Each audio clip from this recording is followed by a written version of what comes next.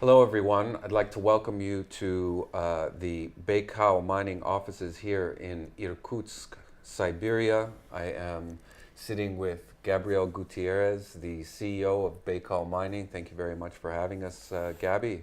Thank you for coming to Siberia. Yeah, exactly. I thought I'd take this opportunity to ask a couple of questions to Gabby and in light of our relationship, have the CEO himself answer some of the questions that I know people would be interested in hearing. So I'm going to ask you a set of questions. And first, I think one of the things I'd like to know is why Irkutsk? Why Siberia? If you can give us a brief explanation of why you came to Siberia to do this. Sure. Here, Irkutsk is the best place for mining, actually.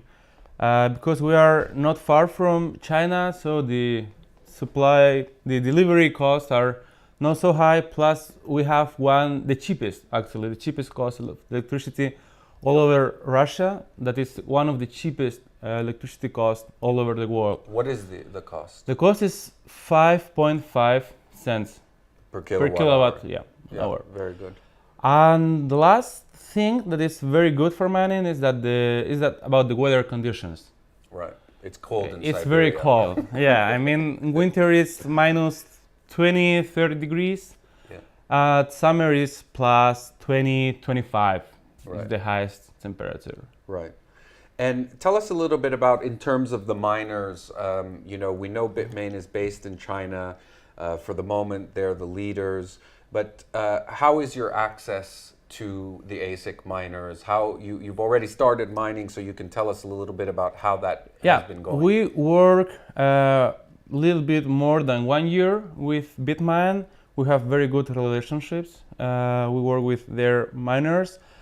So we can also, there's a lot of here our suppliers that are based in Irkutsk. So we work with Bitmain with 4 big volumes of miners, or with our suppliers here in local suppliers. And Bitmain just opened up, you were telling me, a service center. Yeah. A few months ago, Bitmain opened the unique service center, the only service center for all over Russia. That is here in Irkutsk. Very good. Yeah, service center. They will repair Bitmains. No, they will repair miners from Bitmain. Right. Yeah. And tell us a little bit about your own team here in Irkutsk for the mining. In the farm, actually, we have security personnel. Right. Also, we have electrical engineers from the potential and who work with the electricity, actually, the infrastructure. And also, of course, we have mining engineers they work on the farm all the time, 24 hours a day, are engineers and security. So you have on site, basically, you have both the security and at least one engineer that's on site full time. Day and night, Right.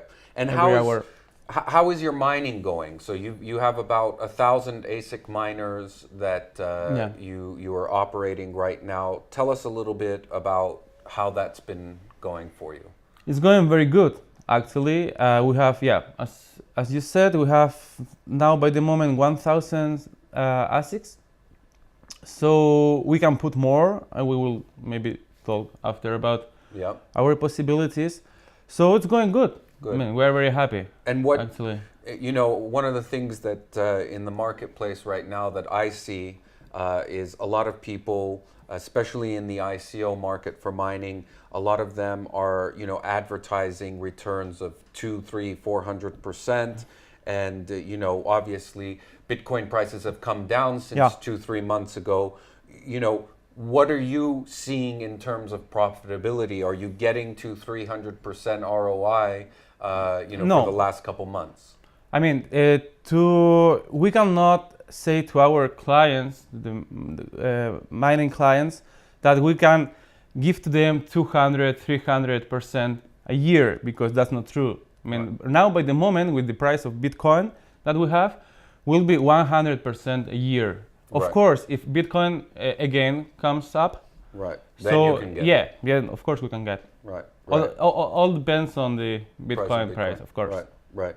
And the other thing that happens, I think, is they say that when the price of Bitcoin comes down, difficulty comes down, so it's easier to mine. But that's not really true. That's not true. Because people don't take their mines off. Of course not. And they will continue to mine Bitcoin because they want to hold it for the long term. Of so course. You have the same amount of miners. That's not true. Yeah.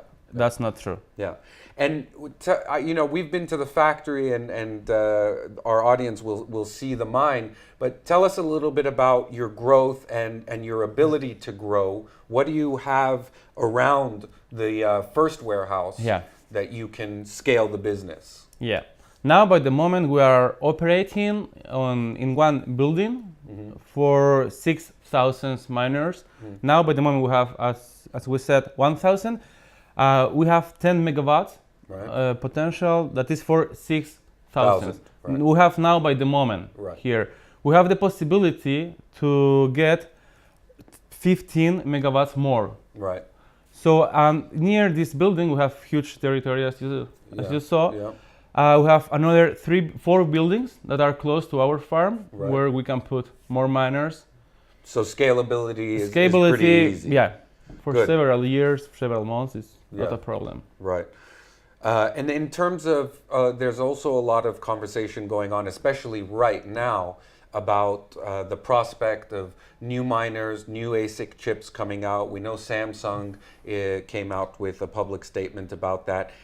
As a miner, how do you stay on top of that? How do you manage that risk? What is your thoughts on the new technology coming out? Yeah. Mostly we work with Bitmine because they have, by the moment, the most stable miners in the market. Of course, we're all time looking for new miners, new technologies, not only new miners, but also near miners technologies, for example, cooling system, software, mining pools. But now, by the moment, of course, we are waiting, maybe will be some new miner that will be better than that S9, for example. But even if some new miner, of course, we are going to test new miners. Like we are testing all the time new miners, not only from Bitmine but Bitfury, Canvas, and other factories, miner factories.